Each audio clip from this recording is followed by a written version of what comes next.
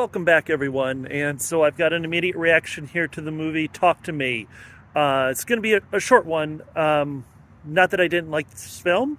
I just think maybe the less said about it, the better. This is an Australian horror film. Actually, I think it looks like it was released there 2022. It's finally out here. Danny and his brother, I forget the name right now, Philippou, and this is their directorial and feature-length debut, and it is a fantastic film. I really, really enjoyed this.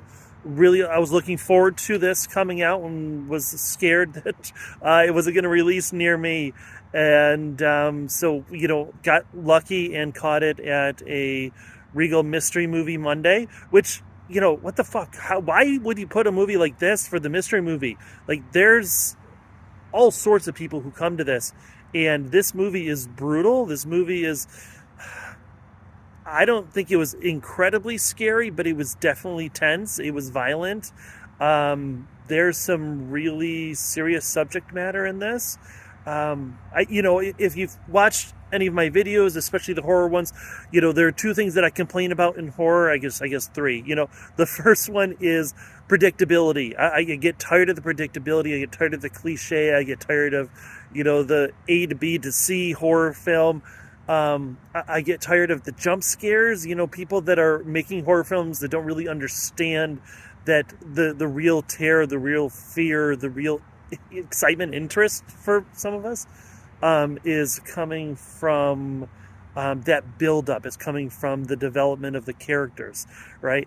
And that's, I think, what this thing does really well. The other thing is, a lot of times when you have a really inventive piece, they struggle with coming together at the end in a satisfying and creative way. They kind of wrap it up.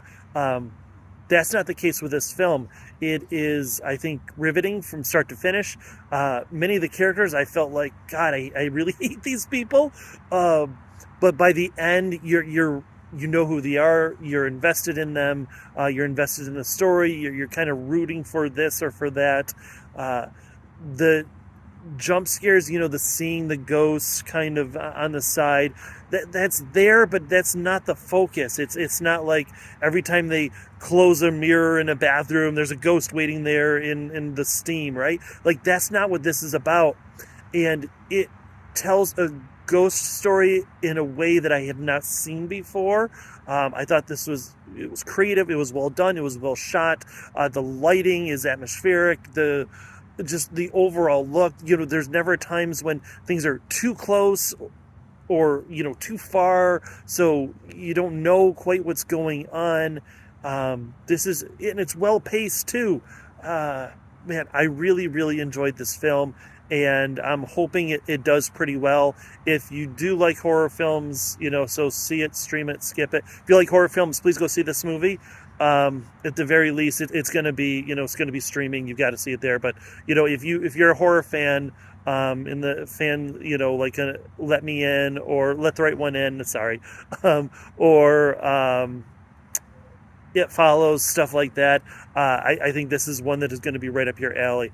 If you don't like scary movies, if you don't like horror films, if you don't like violence, don't see it, right? This has some really brutal practical effects with people getting injured in gruesome ways. But definitely this was a thumbs up. I enjoyed this one. Cool. Not much more to say. It's a good film. So I will see you after the next movie. Thank you. I appreciate everyone. Please comment below if you've seen this movie. Tell me what you think.